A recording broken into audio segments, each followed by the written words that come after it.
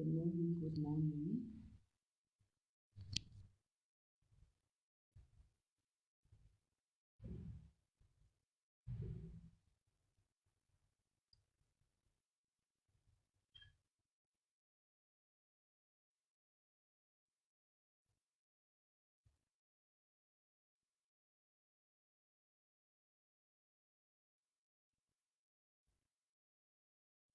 Mama Pombi.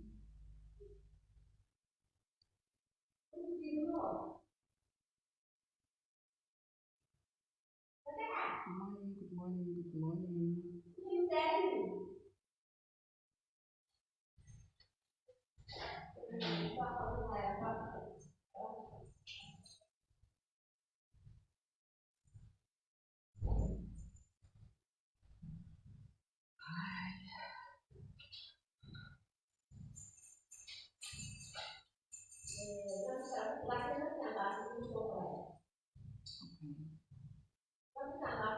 Oh, okay.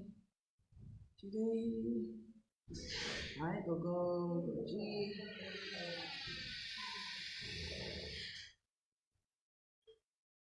Okay, I've got people around me today, so you guys will pardon the background voices, right? But I hope they're not that bad.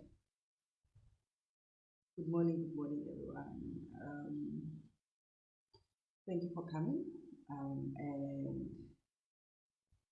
good morning, Gogo. Good morning. Thank you for joining. Welcome to day 18. Day 18 of 21. Yeah. So yesterday we spoke about the grandmothers showed up when it comes to good morning, Kosi. When it comes to healing your feminine side, and today we will be working on that, featuring the grandfathers, right? Talking about all things masculine, and how that affects you and what does that represent, in your life, being, the horrible, terrible, or painful experiences with your Father God again. Good morning, Matumelo. Thank you for joining me. Thank you. So I hope yesterday was fruitful for you guys. I know for some of you cried, you had to introspect and make peace with certain things, and yeah, it's all good, right? It's all good. So today I was guided to work to rather help you release, um, and be aware of the wounds that come from your experiences with God the Father. Yesterday we worked on God the Mother, all that feminine side, the reproductive part of who you are. And today we will be looking at God, who in your life represents your Father and representing, which is the whole masculine energy, and God representing your giving portal, right? And yesterday we explained. I hope you guys can hear me. Like I said, pardon me for the background noises. I'm not alone today. So yesterday we talked about your receptiveness, right?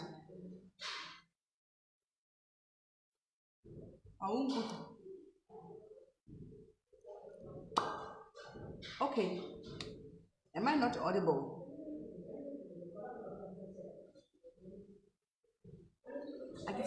Are you referring to what I'm talking about as in the background, or are you asking if my phone does not have background sound? I don't know. Can you, other people, maybe, can you hear me? Can I carry on? Okay, all right. Okay, go. Thank you, God. Thank you. Right. All right. So yesterday we were talking about how your mother represents your reproductiveness and how, if you really want to understand, how fruitful or how not fruitful your life has been, it has to, connect with how your relationship with your mother is. So today we are going to look into your giving, right? Um, God is the one that gave. Like yesterday when I was explaining how there is no way your ground, your fertility will multiply in any way um, if there is nothing to be poured or if there's nothing to be given, into it.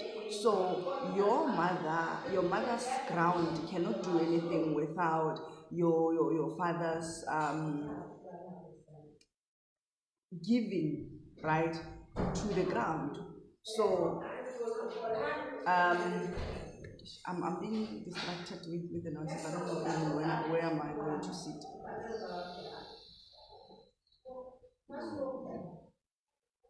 Okay. Yeah, I'm being very, very distracted.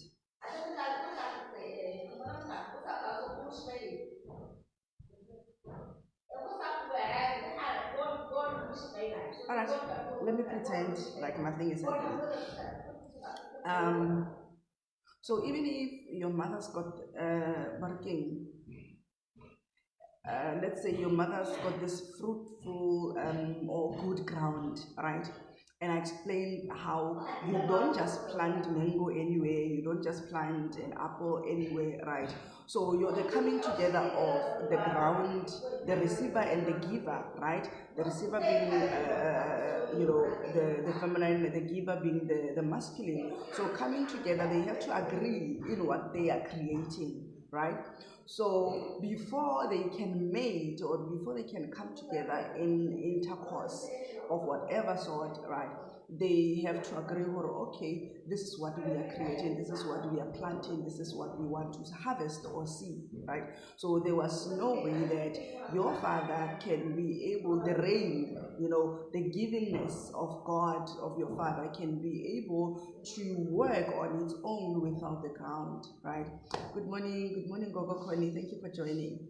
So now we will be looking at how it has been painful for us to actually receive from God. And truly, some of us, our working, okay, I touched on the receiving. I want to talk about the giving instead. Give. Okay, Lebran. Good morning, Gogo. Good morning. So I would like to talk about it, our giving portals, right? Like I explained, the fact that you are feminine does not mean that you don't have the masculine in you. You do have that. The vice versa, they have the feminine in them, right? So if you have issues with giving, right, then reflect back at how your relationship or how do you perceive the givingness of God. Have you had all this thing, God gives the bitter, the punishing, the bitter, the punishing, this English word, the inconsiderable God, like Mudimu or whatever that he wants. So if he doesn't want to give me, it's fine, if he decides to give me, it's okay. And once we have this perception, we can only receive from God what he chooses. So if you have been struggling to conceive, right, giving this example, if you've been struggling to conceive and you feel that, but I've been asking, I've been asking, and then God is just not giving, right? So there is a problem with your own giving portals. They will, shrink or rather deactivate, because you cannot also exercise or rather be a giver without you understanding what giving is all about. So a lot of us, we enter into relationships, we enter into marriages, we enter into jobs in regards to what we can only get other than, energy exchange, because life is an energy exchange, right? So we get into things mainly because of we want to see what we can get out of it, not what we can give. So you're thinking that even it's so funny how sometimes we think that when we go into certain spaces, or when we enter into certain relationships or marriages, or businesses, or environment, like we think that we're doing people a favor, like, no, if I don't get anything from it, I'm gonna go, if I don't get anything. But then you forget that more than a receiver, there should be a balance between your giving and the receiving portal. If we can look, around the love of God, which is so much abused right now, the agape, no, you is unconditional, is this and that and that. It also have to do with you balancing all these things, right? As much as we are expected to be unconditional, to come and be giving, even though the very same agape that we are continuously preaching and asking and talking about, we are still struggling to portray it, right?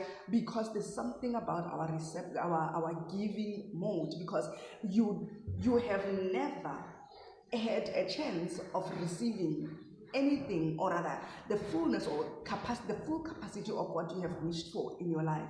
So God, who happens to not be a good giver, right, who gives any condition is a high, like there's so much distortion between the God of the agape and the agape and the God of the agape. For me, it feels like it's two different things, because now if you believe that the agape is unconditional, then yet in some instances you feel God has conditions when it comes to helping other people. Hence, yesterday we spoke about people thinking, no, certain lifestyles are not for us, certain houses are not for us, marriages are not for us, kids are not for us. Then there is somewhere where you have conditioned God, yet you are like, there's just so much a distortion, a separation, right, between the two things that I am saying, which is one, how do you practice the agape, right? How do you become a giver? How do you be a giver, while else you are struggling with the initiator, with the creator, with the force of giving? You're struggling with God, right? So that is why it's not easy for you. So even if there are some of us, even if you come into prayer and you ask, right, God to give, you still have those unprocessed emotions from, let's talk about your father now. From when you grew up, how was your relationship with your father? How has it been like? Has he delivered? When we were children, we'll be asking, Papa, okay, let's talk sweets, please bring me chocolate or bicycle or what and all that. And you find that year in, year out, you're still asking for the very same thing until you are old enough to even understand demand, so I must just give up, And from there, you believed that giving is just not normal, I have not been taught, the principle of giving. And sometimes, actually not sometimes, a lot of us, this thing is subconscious. It's so subconscious that we are thinking that, no, I'm giving, and I'm giving because of this. But a lot of us, we are dying inside. Some of us, we give to soothe our pain. Some of us, we give to boost our egos and our pride, right? For the moment if let's say that Oskoni wants something, or is in need of a shelter for that matter, then I will come and say, no, don't worry, come, I will give you that. So for some of us, we give because of we want people to look at us in a certain way. Good morning, Mama Hala. We give because of we want people to look at us in a certain way, to be known for no, is that like we boost not because of you want, but because of you want, not because of you really like to give, but because you want this giving of welcoming Connie in your house to actually do something to your ego. I don't know how to explain it. It increases the pride that you have about you and who you are, to other people. In that thing, at the end of the day, you will tell somebody that if not for me, you wouldn't be where you are. So most of our giving is not based on love. It is not based on unconditional love. It's based on feeding of our egos, feeding of our pride, right? Feeding of our wounds, feeding of our traumas, right? And if you don't know these things, if you are unaware of how wounded you are, then it will not be easy for you to go and face this thing. My problem is that I'm giving because I want to be seen, I want to be known, I want to feel good, right? I want to do this. It's not out of the depth of my heart, right? Okay, this agape God and agape love is such a light bulb moment for me. Wow, the conditioning is so deep. It is, right? Because truly, honestly, we continuously, I'm a giver, yeah, unconditionally, but you don't believe in the God of the agape, because you have asked so many times and the giving has been a zero. It has been a zero. And let me say this, our giving portals, right? Like I said, that they are determined by how we see or how we have experienced God in our fathers, and not just our biological fathers, because some of us, we were raised by uncles and our brothers. So every male figure that you have ever, encountered this life with, they play that role of either opening your giving portals or closing it. Right? So imagine now, when your giving portals are closed, there's no way that your receiving will be active, because life is energy. It's like you pour in this and then it's an exchange. Life is an exchange. You give and you receive, you give and you receive. But when you have closed one thing, or for some of us, both of them are closed. Both of our portals, the receiving and the giving, are so closed. And that is where the problem is. That is why you will try whatever that you want to try, nothing will come. Right now, I'm reminded, or rather, I'm asked to help you, or rather, ask you to remember what was the greatest painful experience you had with the first man you encountered, right? For some of us, it is sexual abuse. For some of us, it's Papa leaving without us knowing. For some of us, it has been not knowing your father at all. So when you don't know the giver, you don't know what the giver looks like. You don't know how the giver is designed. You don't know how the giver flows, right? And all of this while you are trying and you are using the logics of everyone else on how they explain what giving and givers are all about. But when you don't have the depth of it, that is why it's a struggle today, because we live according to people's experiences. Right now, because of maybe I'm sharing some personal things, Luena, you will want to take my truth and apply it in your life, which is wrong. I resonate with what you are saying. Sometimes I give just to receive. As a good person, not from the depth of my heart. I suppress my emotions a lot just to make other people feel good. Imagine, fam, we need to check our giving motives. Truly, because honestly, they are not authentic. A lot of us, they are not authentic at all. And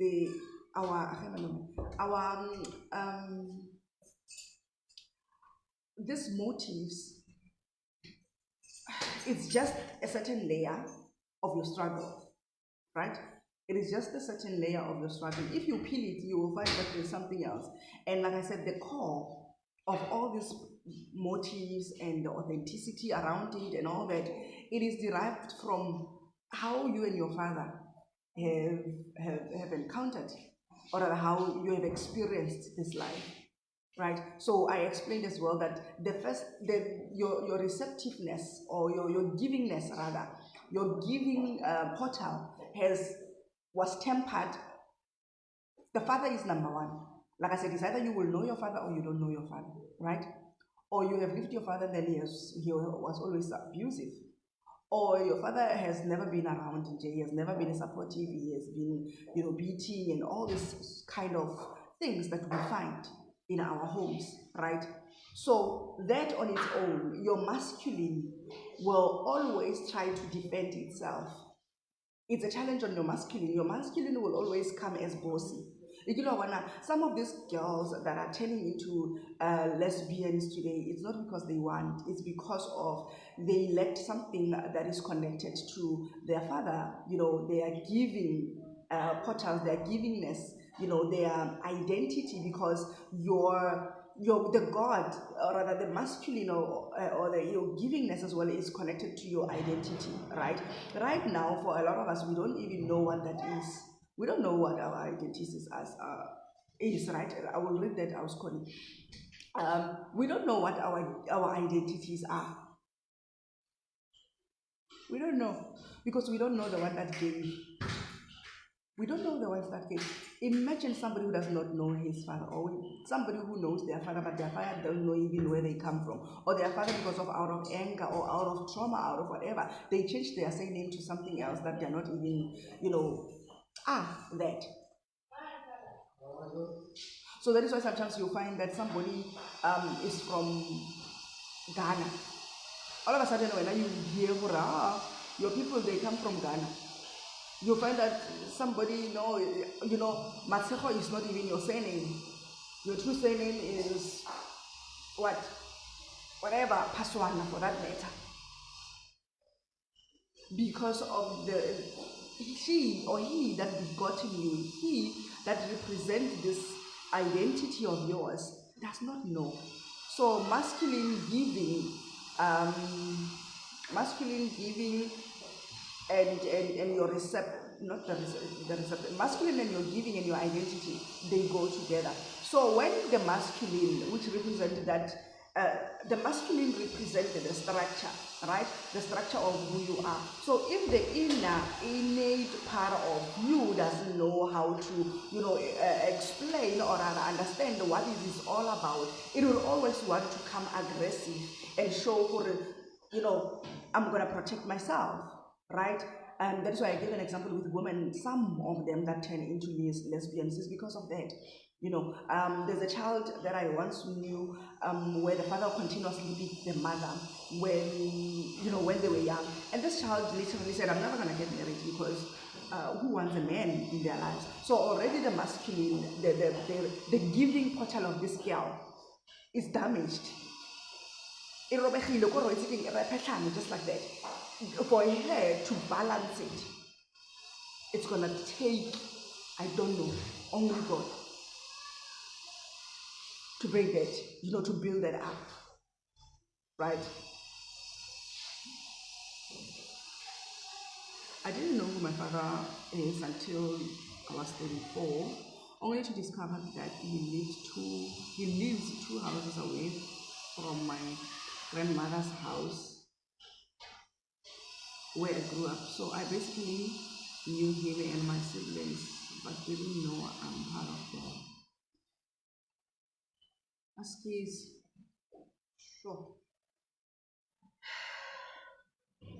And like I said, take this experience here, how I was calling, and check your giving, the giving part, giving aspect of you, your masculine. How has your masculine been coming out? What is it that your masculine have? Because when our okay, Mohau is making mess. When our masculine is blocked, we will always going to live in a defensive mode. We are always going to live in trying to prove. Remember, how men are actually created. Men are created, banale pride, right? There is this ego that rules men. Kabu bona straight, right?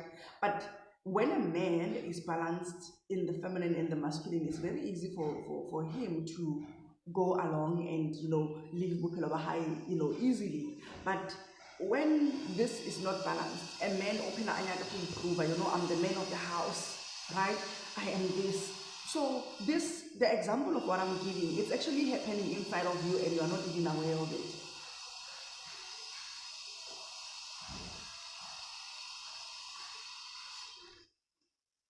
Mama Khalilatan, I don't even know the first man I had sex with. It was just one thing, and we never met again. All my relationships have been heartbreaking. I seem to be one interested in a relationship and begging the man to love me. I'm divorced for 52 years, but still experiencing that, whereby I do everything to keep a partner. Mama Handelazang, this has been like coming out a lot since we started this. And I would say to you, give yourself time, Mama. Please give yourself time. This is not a decision that I'm making for you. This is a suggestion, right? That you can look into and say, these are the patterns that I have been seeing in my relationships, and they don't seem to have changed, right? And I'm the one that continuously be hurt. And the thing is that for the fact that for now you can see, right? You know how the cycle has been, and you know your part in the story, right? Of how you continuously beg and beg and beg. Give yourself time, even if you have to pause for a year, to find you, to go deeper into the wound. Because going from a relationship to another with the very same thing you are trying to keep, it's only causing more harm to the wound. Right? And it just gets worse and worse and worse. So I feel that you owe it to yourself. You owe it to yourself to say, yes, I want. And the truth of the matter is, you are looking for love. You are looking for love. And you will never get it. Nobody will give you love.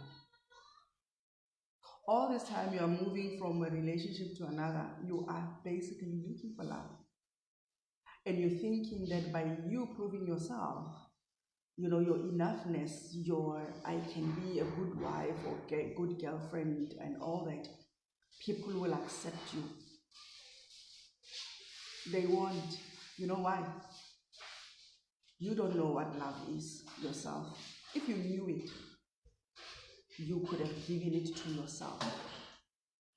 You don't know what acceptance is, so why do you expect other people to accept you while you have not accepted you? And if these two things you have been giving yourself, then you shouldn't be struggling in relationships. So it's a call. Take it as a call to from your soul, saying it's time to sit, introspect, and be true to your pains. Because until then, you are old, way old enough. And imagine, Mama, having children. What does this thing that is eating you on a daily basis play in your children's life? Do you want them to be like you? Because they are not you. They cannot handle what you are handling. Your normal, this is your normal right now. Your normal becomes your children's normal. So if you have girl children, they are more likely to encounter the very same thing that you're going through. They will stay with abusive men in this state. I have to push for this relationship to last. because you are scared of being alone. You are scared of not being loved. You are scared of not being accepted. You are scared of not fitting in. And truth of the matter is that this does not start here. We can go on and go on and go on and go on into your past, into your childhood. Then you will know where the wound started. Then it's until you get where this wound comes from, that is when you are able to remove it from the roots. But until then, if you don't know the root cause of this, you keep on being at the same point, always. So it is my plea, from sister to sister, for Ipena, the worst death you can die, today, tomorrow, or whenever you pass, is a death that you have never given justice to you on finding you and your truth and what makes you, you, because you don't know that. Hence, you are looking for it in this relationship. So, no, if I can have this, I'm going to be whole. You are whole on your own, but you've got to know it and believe it. You've got to sit with yourself and see, the parts of you that are whole, right? You have to feel in those brokenness that makes you feel that you need a man to live, you need a man to be loved, you need a man to survive, you need a man to be touched, to be done, whatever, that you feel that without this thing, I am nothing. That is why it's important for you to embrace your wholeness, your completeness. It's very critical as a woman. If we enter into relationships with the same issue, for a lot of us, we are like this, as well, right? It's not you only. I had my share.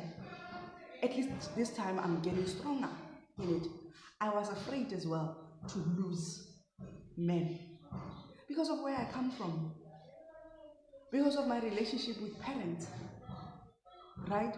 So me going back home was like, yeah, it's death.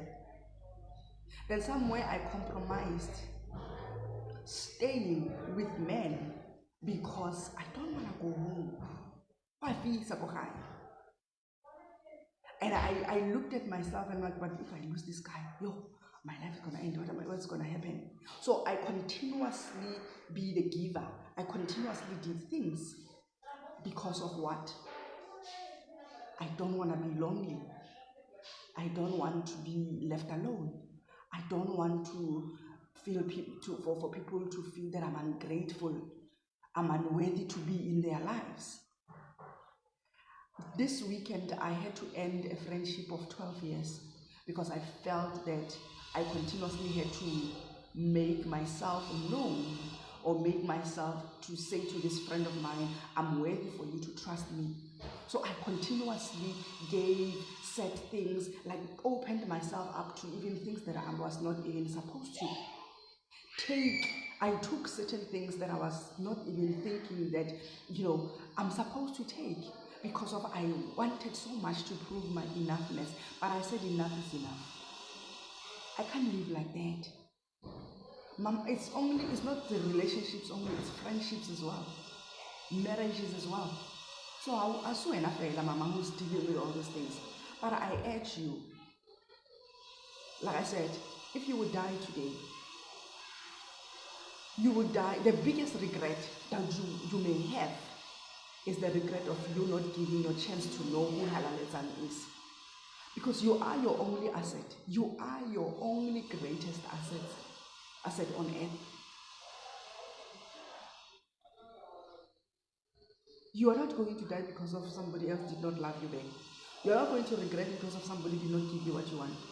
You have to go through all this regrets mainly because of you did not give you chance to find your feet, to find your truth, your authenticity, and be grounded in your willpower.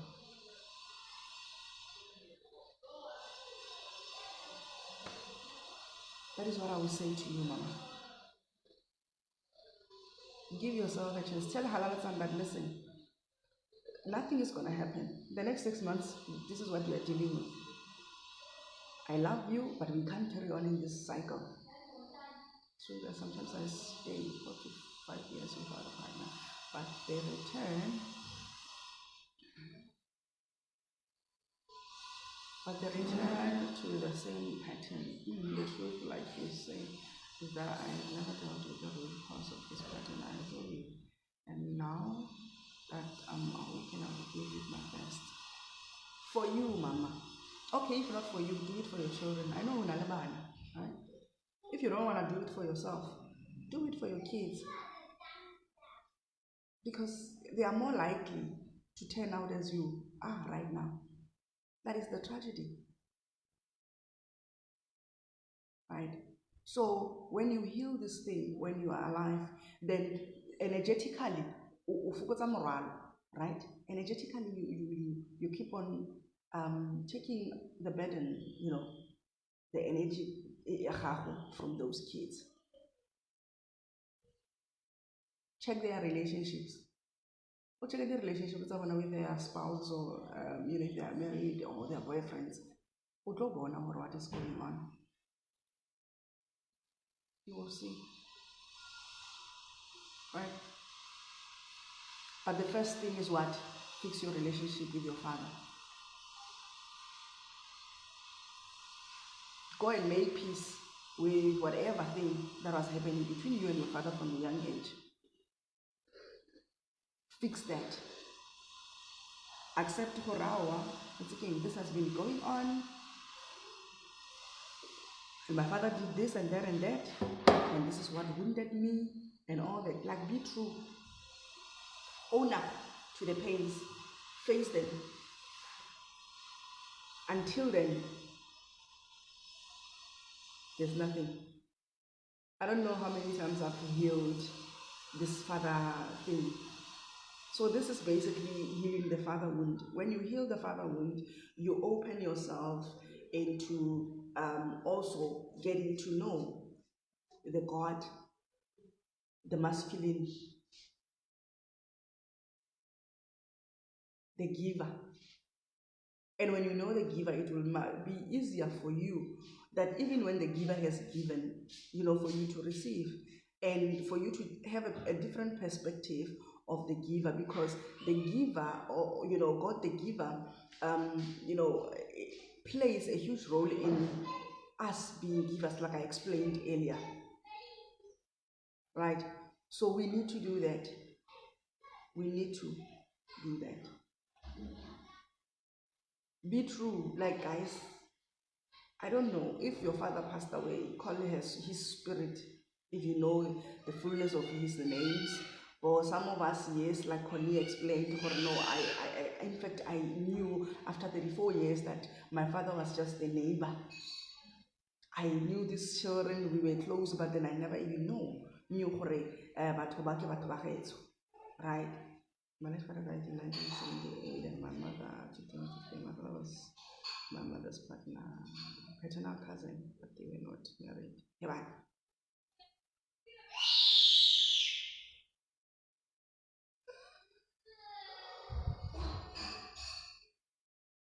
Okay.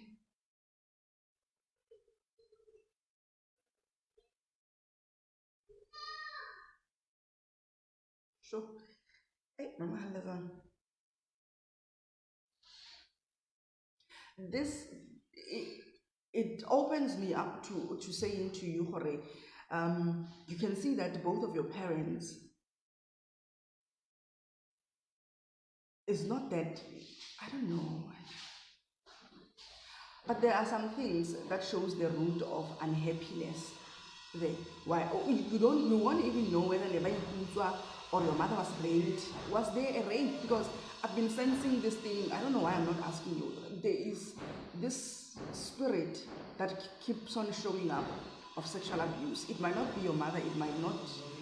Is it there in your family? Has anyone encountered, even if but there's just this spirit of sexual abuse that keeps on showing up, every time I'm trying to connect with you, right?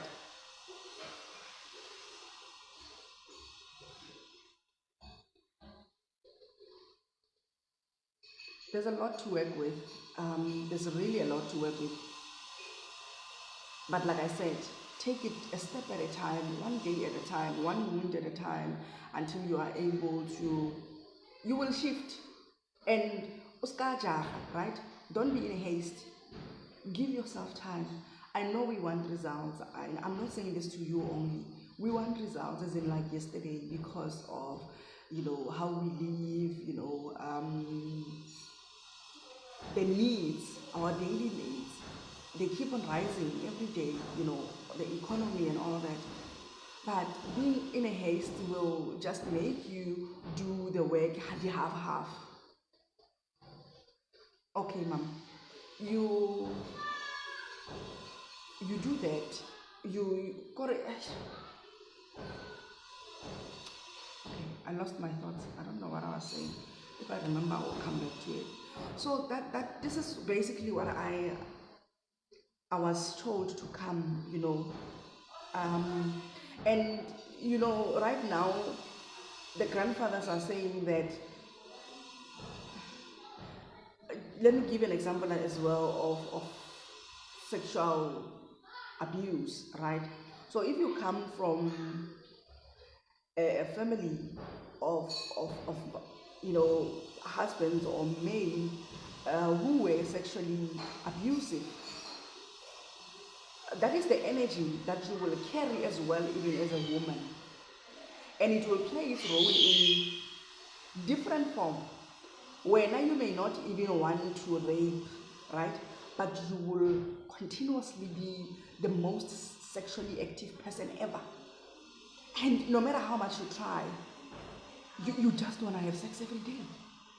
For some of us, it might be normal, for some it's not, right? So it plays that. So whatever that you will be giving, it comes from the umbrella or the roots of where you come from. Whatever that you are giving today, it comes, whether it's a small portion of giving, whether it's large, or whether it's pride, whether it's ego, whether it's what, it comes from there. This is what the grandfathers are saying, because they are the ones that give. So if your father as well was somebody who was stingy, if your father was somebody who was abusive and all that, it's more likely there are women that are still abusive in their relationships.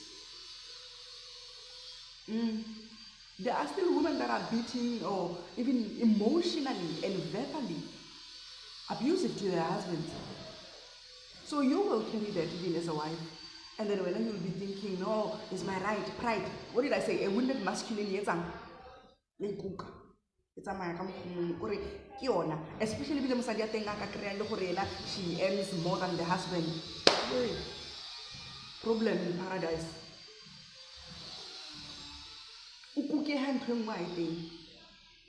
Right? So we have to revisit this kind of issues from our homes. If you don't know your father, go check out malume. How was your relationship? What did you learn? What was your greatest pain? Especially the pain. Has not the pain, go on appreciate the good and all that, right? But we go into cycles as much as possible. Right. So we have, like, as much as this was presented as healing the God wound, it was an approach as well of healing the father and the mother wound, right? The mother and the father wound, or the ancestral mother and the father, it is a combination of things. So when you will choose what angle do you want to do. Do you want to start with the mother and father, or you want to go straight into the ancestral and breaking this thing? Right, so that you will have a better understanding. And because of now, when your life is full of all these traumas, there is no way, even if God wants to give you another perspective of himself to you, there's no way you will receive him or you will understand him. So clearing, releasing, healing, it opens door, it opens you up to things that you are able, right? The more you cry into all these things that you have been going through, what happens? But tears are what? They cleanse the windows of the soul. Then you are able to see other perspectives. And truly, after you cry, you feel better, and then you start seeing, oh, okay, this is this and that and that. Okay, this is how I can do. Because of what? You have released. Right? Um, uh, the promo pack is ending for those that wanted to take advantage. The promo pack is ending on Saturday when we finish. So we're gonna have to uh, end it then. And if you would like to take advantage of it, then this is it. So I hope this was fruitful. I hope this gave you another perspective of life, right? And how things have been happening in your life. Perhaps it has shown something that you have not been seeing, something that you have been seeing, maybe you didn't understand, it brought clarity or something like that, right? Thank you, Mama Hanimisan. Thank you, Gogo Mukoji, you are still here, Gogo Lebu, Gogo Bombi, Gogo Koni, Gogo Matumelo. I can't be called Gogo alone, so all of you are Gogos, right? So, I'm gonna see you guys tomorrow, right? I'm gonna see you guys tomorrow, and yeah, let's see what needs to be done. So 3 days left. Thursday, Friday, Saturday. Wow. Clapping hands for those that showed up every day. Yay! Today now I'm exhausted. I don't wanna lie to you. I'm even feeling dizzy. But I'll be fine, right? Okay, thank you so much guys for coming. Thank you. I will see you tomorrow, right? Okay, bye.